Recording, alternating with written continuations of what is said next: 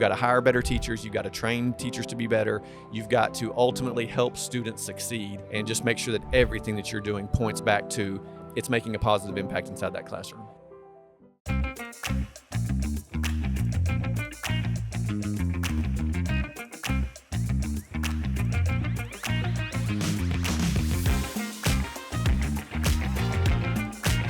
Welcome back to another episode of The Path Forward. As always, I'm your host, Dr. Rick Fernandez. We're here in San Antonio, TexEdCon 24. I've got a first-timer, not the first time we've met, but a first-time guest, Dr. Matthew Neighbors, Galveston ISD. Welcome to the show. Thank you. Now, for those that may not know, I don't know how many people in Texas don't know about Galveston, but just in case, just give us a little intel on the district. Sure. So Galveston is a very unique location. We are just off the coast of Texas, about 50 miles south of Houston. We are a city of about 50,000 people and have a school district of around 6,500 students. But that's a little bit misleading. As most people know, we're a huge tourist destination. We've got a ton of industry. We have about 8 to 9 million visitors a year. Oh my goodness. So on any given weekend, there's 150 to 200,000 people staying on the island. Of course, we got a thriving port industry and business. We're about to open up our 4th cruise terminal. So we're about to be second only to Miami, Florida in the number of cruises that set sail. Really? Oh, wow. So yeah, that's pretty awesome. So you've got this, we've got 3 institutions of higher learning. We've got University of Texas Medical Branch, we've got Galveston College, a junior college, and then we have Texas A&M Galveston. So you have a community with 3 institutions of higher learning, a ton of industry, and then you've got this huge tourist market. And so the city is very professional, very booming, but yet there's this core group of people who call it home. Yes. And it's mainly a one large high school town, Ball High School, the first public high school in the entire state of Texas. Yes. So there's all this history and tradition and a deep connection to the school there. And so it's just a fantastic place to live and serve and work, and very excited and very blessed to be the superintendent there. You know, we had a chance when we first met to talk a little bit about your background, but can you just share kind of your career path and where you've been and ultimately leading up to your service to Galveston? Yeah, sure. So I graduated from Texas A&M University. That's where I met my wife. She got her nursing degree at Texas Tech, so we moved out to West Texas and spent 7 years out there. Before moving down to Galveston. She ended up getting her master's at UTMB. And so I've now been in Galveston ISD for 20 years, just starting my 2nd year as superintendent. But, I tell people I worked my way up from the proverbial mailroom.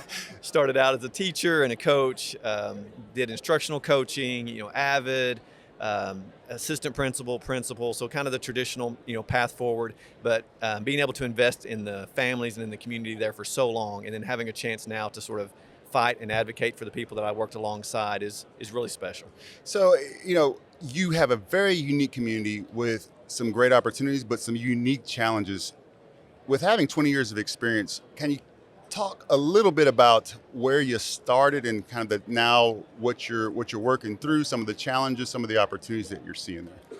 Yeah, sure. So, Galveston is really known for its resilience. Mm-hmm. I think this was one of the things we talked about at our convocation this year, is that after the 1900 storm, which killed about 6,000 people and destroyed about half the city of Galveston, at that point, really the city founders should have said, we should maybe find a safer place to live. We're hurricane prone. And at that time, the highest place above sea level on the entire island was only 8 feet above sea level. So, but instead, they sort of hunkered down and said, you know what? We are going to fortify this island against future storms. We're not going to run away from this challenge. And so they built a seawall, which was 17 feet high. So if you were standing on the beach back then, you had this huge concrete structure 17 feet above the beach. And so then after that, after building the seawall, which originally was only going to be a mile long and now it's 10 miles, they had to fill up the dirt and the land and actually, we call it raise the grade. They had to raise the ground level behind the seawall. So they dug trenches and basically pumped in sledge from the bay and lifted the entire city up 17 feet at the seawall and then sloped it all the way down to the bay. So the entire island was raised up. And so I think that just sort of that moxie and sort of that grit. Yeah, that grit. I think that sort of exemplifies really the city to this day. We know there are going to be storms. We just had Hurricane Beryl, come through, which impacted the whole Houston region. Again, Ike and Harvey, and we've had our share of storms. But I think the community there knows a couple of things. Number one is you have to pull together. Mm-hmm. Like no one stands alone. If you're going to go through storms, you'd better be willing to lift your neighbor up and be willing to accept a hand up when needed, I because love that. Yep. that's something that you're going to have to deal with. And then I think our students too, I think that number one, they kind of have a little bit of that island mentality, kind of a chill vibe. But I think also they're very welcoming of outsiders. They're very hospitable. Our students just have a great attitude. We're a very diverse community, really representative of the state of Texas. And so I think that along with those challenges comes some resiliency and some characteristics in our students that I think every parent wishes their student had. I think every parent wants their student to go through some hard times, not devastating times, but I think everyone wishes their children could go through some challenges, because it builds up some resilience and some grit and some toughness in your children. And I think we've got that in spades on the island.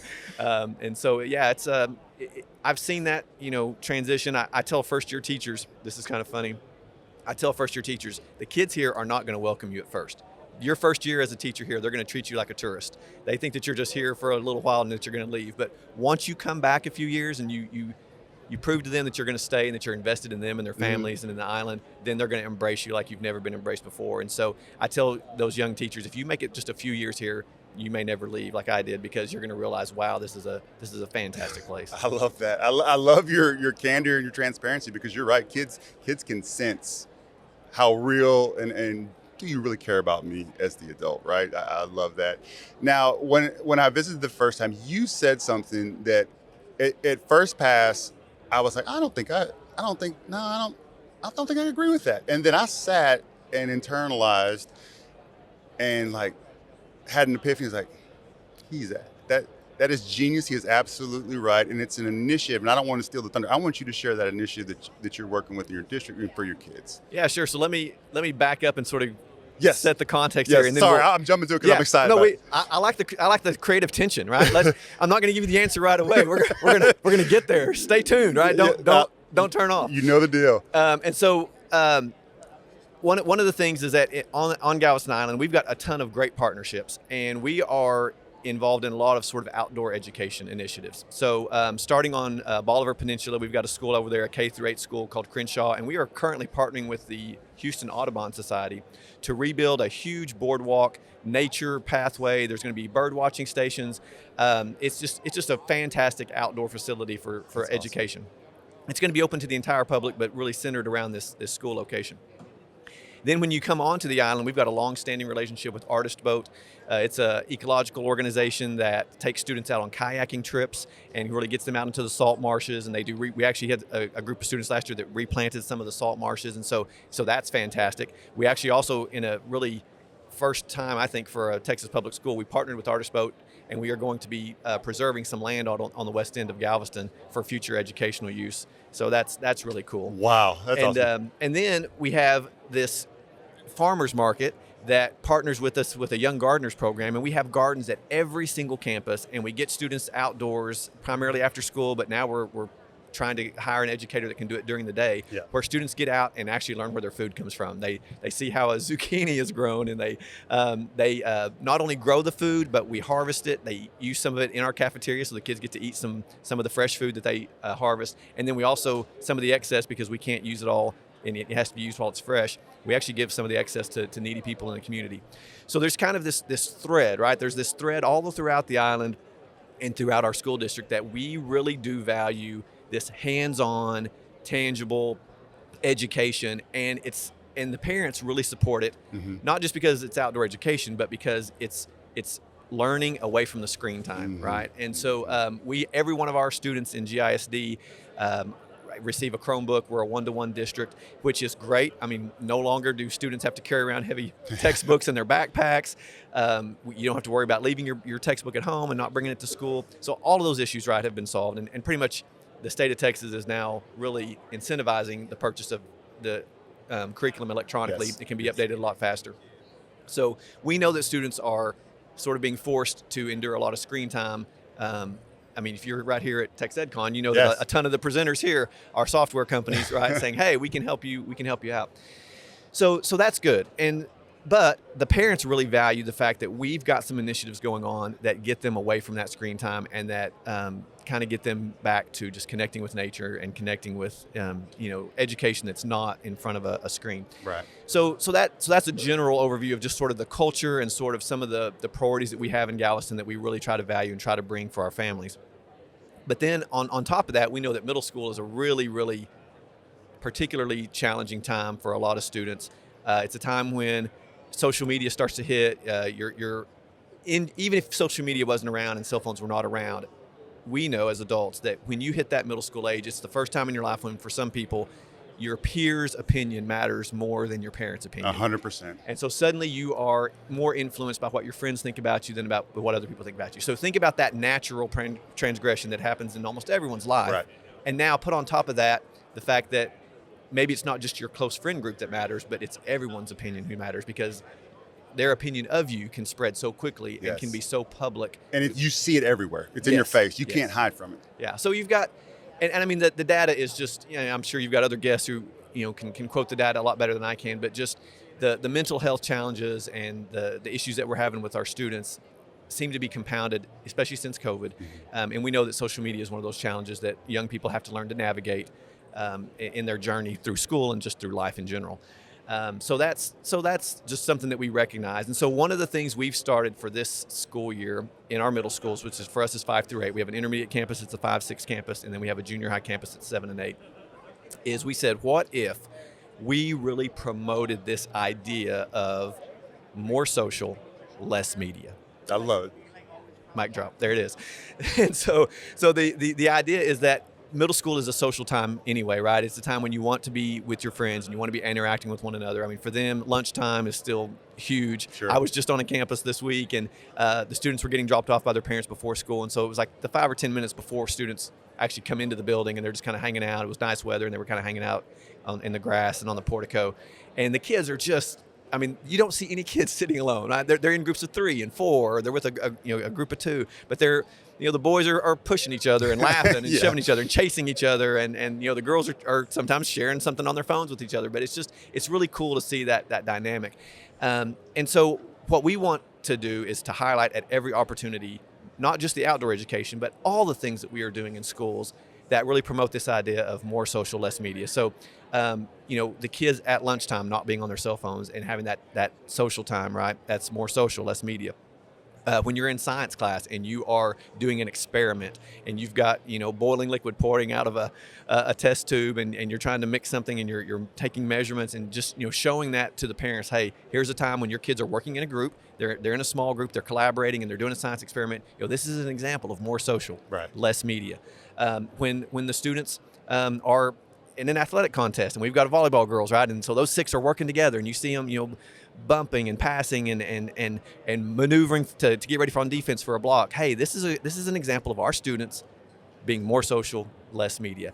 These are times when they are interacting with one another, times when they are learning, and it's away from a screen. And so I think there's more of that happens than what parents realize, but I think it's also important for us as the leaders in education to realize and recognize and make sure that we celebrate those moments, so that teachers understand, hey, this is a value, and this is something that we want to work towards. We want to create more of these moments and make sure that we sort of stamp them for students, so that students realize, hey, there's value in time that you're away from that screen, and you can be social with one another and it not be over text messaging or over a group chat or over a social media post. And so I think that, again, we are educators. It's our job to teach. And so that's something that we're hoping we can teach our students, is that they can be more social with less media. You know what, it just kind of dawned on me, the brilliance of that, not only for the health of the kids, but what do all employers say the gap is?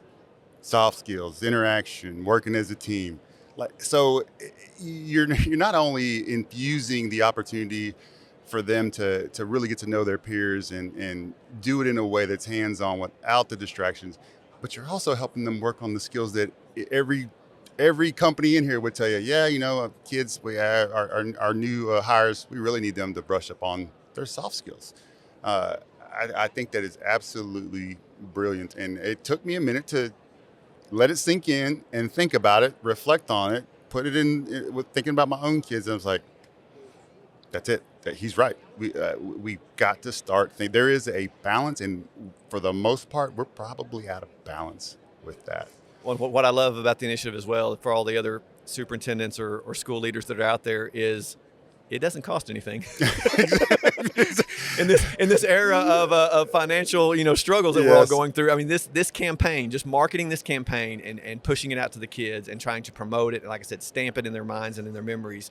I mean, nothing that I've said costs any money. It's things that you're already doing. It's just, are you Yes. capturing it? Are you promoting it? Are you trying to let the students realize, hey, this is a fun time in your life, and it doesn't have to be centered around your cell phone. And so, just really excited about that.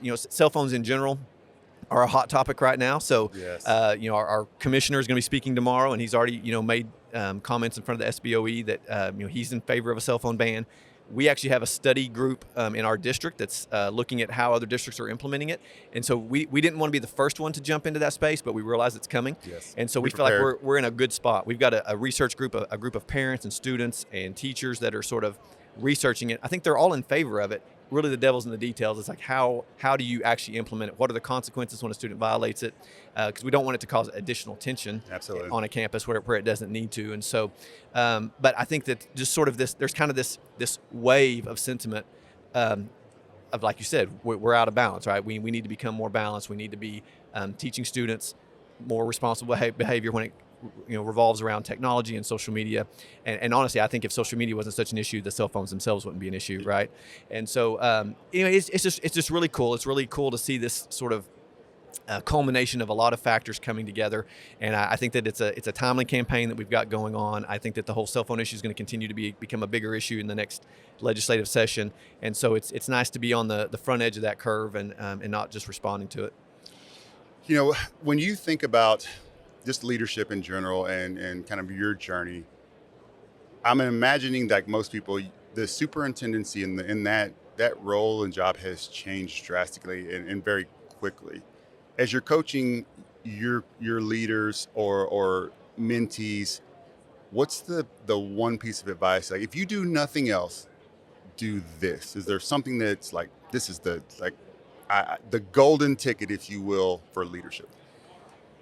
Well, I think the golden ticket for leadership in the school space is to not forget that our core vision and mission, we just went through a visioning and missioning exercise this last school year, is that, and the past administration sort of had a set of core beliefs. It was this long statement of things, and they were all amazing. I mean, they were all great things that we believe. Yeah. But we've sort of rebranded that. Our core beliefs are what we believe should happen inside every classroom. And so to me, that's the key for leaders in education is, do you realize that what happens within the four walls of each and every classroom is your core mission? That's it. And so is that well defined? I mean, a lot of people have these big vision statements and maybe it's for sort of the district at large, but Yes. Is that impacting what happens inside the four walls of that classroom? And if it's not, if your initiatives don't have teacher support, don't have the aide support, don't ultimately filter down to the student level and how they're actually learning, then it's probably misguided, because ultimately that's our core mission, is to educate students. And so, and I say four walls of the classroom, and I talk about it, That's okay. outdoor education, right? So it may not happen within the four walls of that classroom, but I just think that, and I was, full disclosure, I was a classroom teacher for 17 years before I went to the dark side of administration.